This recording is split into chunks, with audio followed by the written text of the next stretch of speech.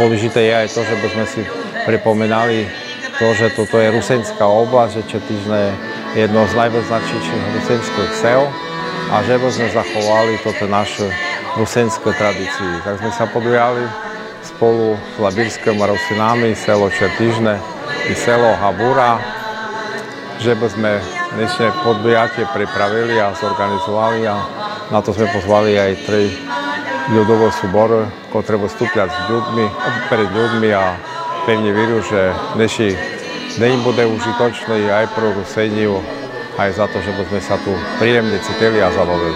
Moja skupina sa volá Labírske holosy. Sú to 3 dievčatá u zrelým výku, s ktorými jem sa dala do ďalšej roboty kultúrnej. Preto jem vychovala labírskych beťariv, ktorí sa už rozošli po svete. A tu u Labírci sa mi trafili dievčatá.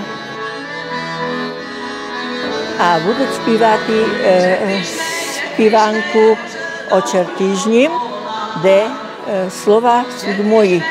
A vírš od Milanky Hermanovej, mojej bivšej učiteľky, rodačky z Habure, kde budete čuti na dnešním programe jej vírš, ktorý moji toto 2 spievačky ho prečítajú. Jak vysokne voda.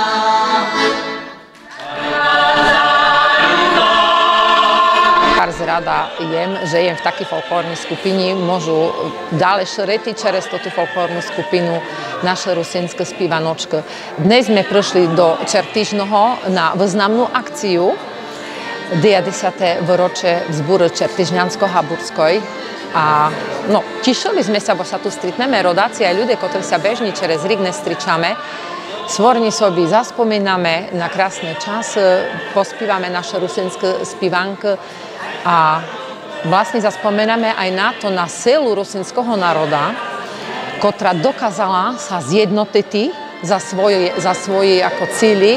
Ťažko sa im žilo a dokázali sa vzbúriť v tamtí doby vlastne tomu, jak ich boli vykoristovaní, jak ťažko žili, jak ťažko sa im tu pracovalo, ale napriek tomu dokázali to ustati. Môže aj čerez to ten náš rusinský folklór, lebo to bola určitá psychohygiena pre ľudí, ak sa zešli, pospívali, zaspomínali, uvoľnili svoje emócie, ťažkej roboty. Takže tešili sme sa. A dobrý sobie tak pripomenutý, je tu nádherná pamätná izba, boli sme pozeráti i ja si mnoho toto veci užitkové, každodenné potreby pamätám, čo sme mali každý na pôdi u babky. Takže tak zaspomínate si na detstvo. Krásna akcia, si dúfam, že tu budú či to aj druhé folklórne skupiny.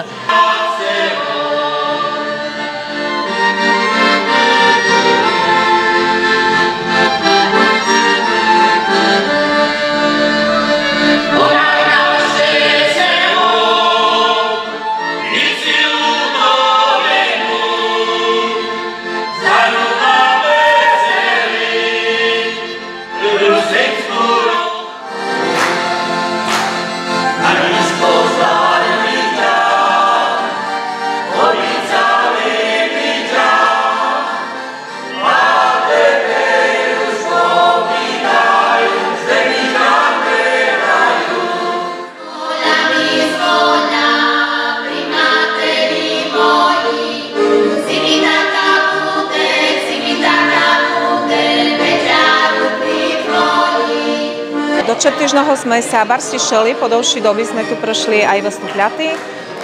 Máme kus obnovený repertoár, spívame spívank prevážne tu z našho kraju, z našho regiónu. Obmineli sme kus náš repertoár za to, že asi aj diváka nudeť, keď len toto isté spívame. A bar sme sa tu tešili kvôli tomu, že máme bardzo dobrú spoluprácu s starostom Čertížneho, a nelen s ním, ale aj s starostami z ďalších valálí okolitých, tu z našho regiónu. A bar sa asi tešíme, lebo po dlhšej dobe sme tu.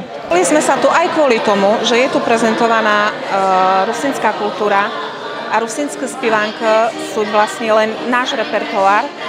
Prevážne len rusinské spívánky prezentujeme za to, že je to dôležité v dnešnej dobe reprezentovať našu kultúru. Každý by si to mal uvedomiť, lebo pokiaľ tu ju nebudeme spívati a nebudeme ju šriti ďalej, tak potom ani nemá zmysel o čím ďalej bisidovati, lebo asi aj zanekne.